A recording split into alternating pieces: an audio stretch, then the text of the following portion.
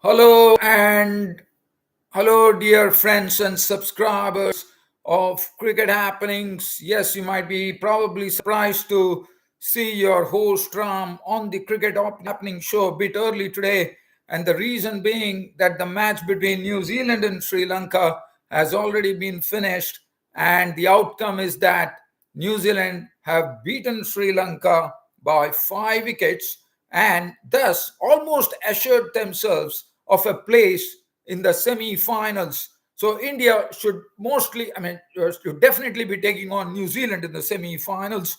But one thing officially, we can always say that everything is done, and it is definitely done. It is going to be India New Zealand semi-final. There's no doubt about it. And the reason I say that is because officially it's still not there because there is an impossible equation. Even if tomorrow Afghanistan upset the apple cart of South Africa, they have to win by a huge margin of 287 runs, and for Pakistan, it's an absolutely onerous task. Not only they have to beat England, they have to beat England by a very huge margin, and the equation that if you look at it is something which is absolutely impossible. So that's a precise reason, even though officially we still have to wait for both the matches to finish between these both all the teams. Only one thing that we can say here is that India and New Zealand, it's going to be India New Zealand semi-final. It's going to be Australia South Africa semi-final. Probably it would be safe to say. Sorry, I have a sore throat today.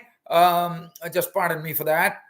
So talking about this particular game, well, I have to say it was pretty one-sided. In Bangalore, in the Chinnaswamy Stadium, there was a threat for rain as well. And probably people, it was like keeping the fingers crossed as to what is going to happen. Because if Sri Lanka and New Zealand were going to share the points, then the race becomes much hotter.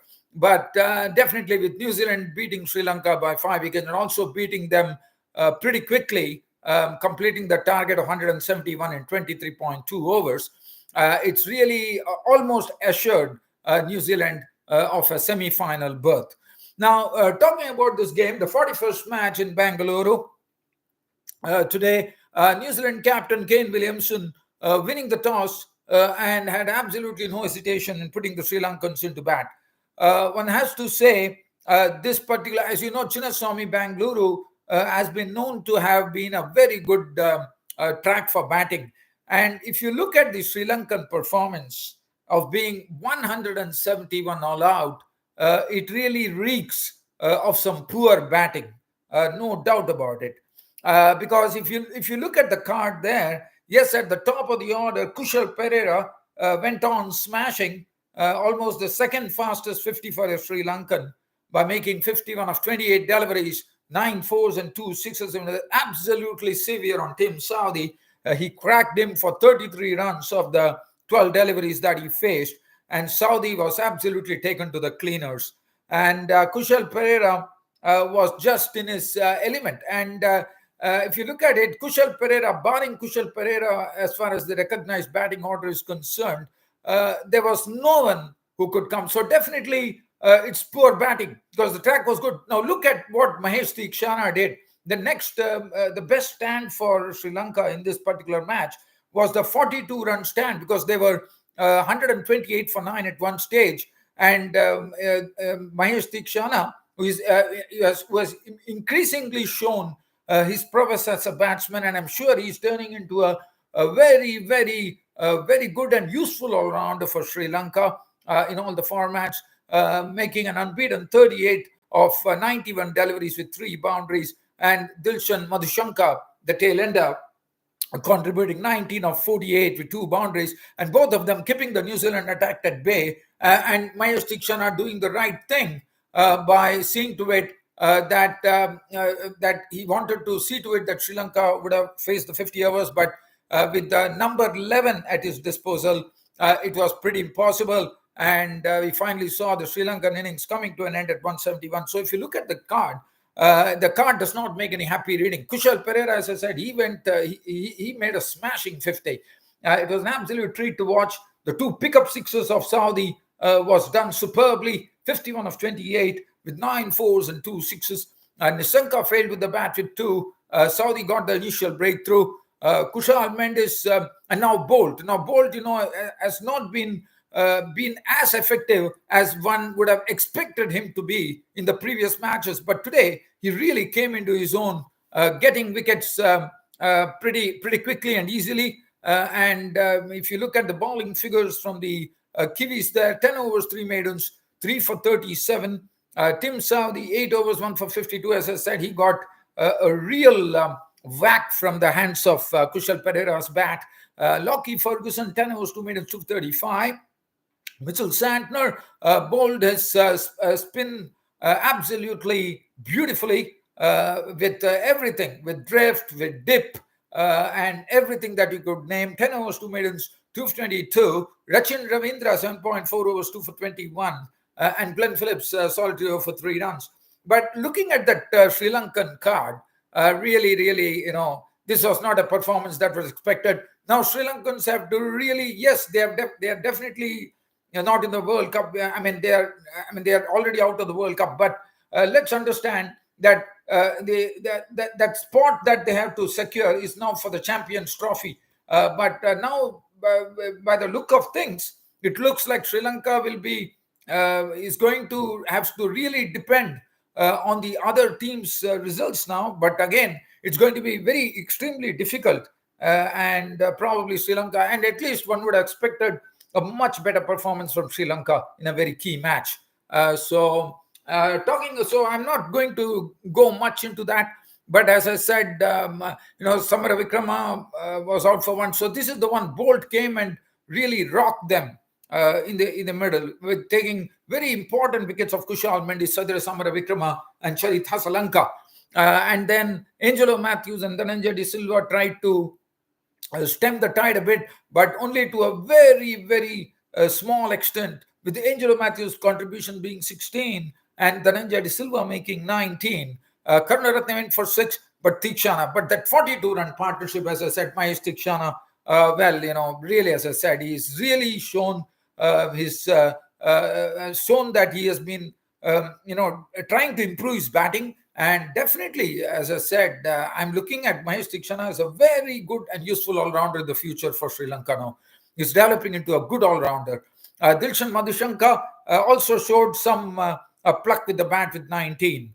And also, 171 against such a strong New Zealand team was never, ever going to be enough. And yes, New Zealand lost 5 wickets, but that is in quest to make sure that they clinch the semi-final berth and make it as difficult as possible.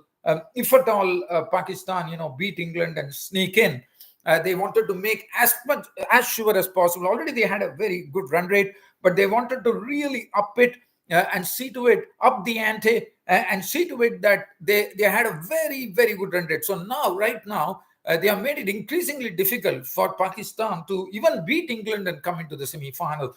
So that's the precise reason we are always talking about New Zealand have been absolutely assured of a semi-final berth. So looking at the New Zealand card, oh man, what a splendid opening partnership.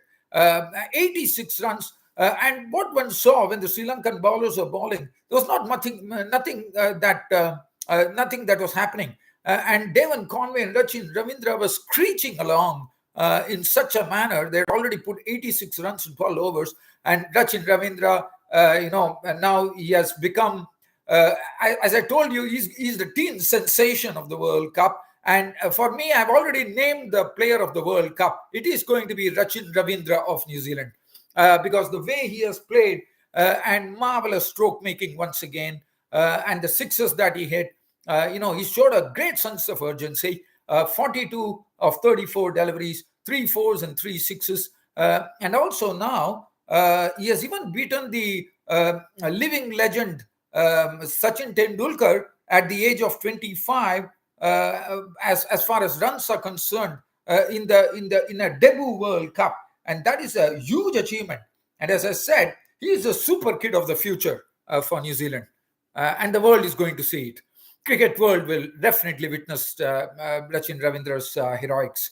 42 of 34 balls, and Devon Conway, he has been searching for form, but today he got it. He got his mojo, and he really launched all the bowlers for boundaries. His driving was impeccable. His cutting, his hooking, pulling, everything was impeccable, and he just carried along absolutely merrily, making 45, 42, 9 fours. A very attractive knock from Devon Conway. Kane Williamson, brief stay, 14 of 15 deliveries with 2 boundaries, and Angelo Matthews picking up his wicket, getting him clean bowled with a good delivery. Daryl Mitchell contributing a very hard hit, 43 of 31. As I said, all the New Zealand batsmen, they were there here, and they came with a sense of urgency. The only thing that they knew is that they have to finish this particular match as flat as possible and as quickly as possible, and they did it in an absolutely great style. Mitchell contributing 43 of 31, 5 fours and 2 sixes, and definitely Daryl Mitchell was definitely guilty of his partner Mark Chapman, refusing and saying a very defiant no when Daryl Mitchell from the non-striker head to the striker's crease, to only find that Mark Chapman, being so unselfish, he actually sacrificed his wicket by getting out of the crease so that Daryl Mitchell could continue. But anyway, Mitchell didn't last long. He was gone for 43, and then Glenn Phillips came there and caned the Lankan bowling to be unbeaten on 17 of 10 deliveries, 3 boundaries. Tom Latham not out 2, game over, and New Zealand, as I said, beating Sri Lanka by 5 wickets, almost ushering a spot unofficially into the semi-finals to meet India in the semi-finals in the World Cup. So great job, New Zealand.